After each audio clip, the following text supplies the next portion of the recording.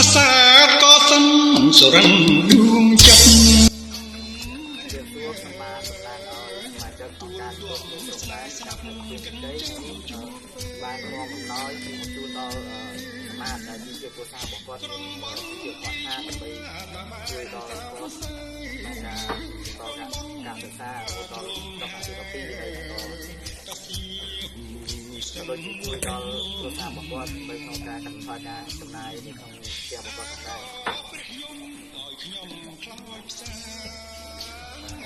ขอบคุณนะทางองค์การสำรวจเพื่อนตมแดนแต่หน่อยคนขยมบ้านเรียนโซดต่อขยมขอบคุณตมอ้อย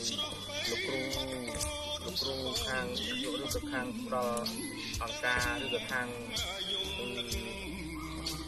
ฟองโอนแต่เมียนรับจนในบ้านจุยคอยโคนขยมเรียนเลยขยมขอบคุณนะตมลูกครูแต่บ้านช่วยโอนชมในตัวมอยจะได้ส่งแบรนด์โอ้ยจางเงียกันบ้าน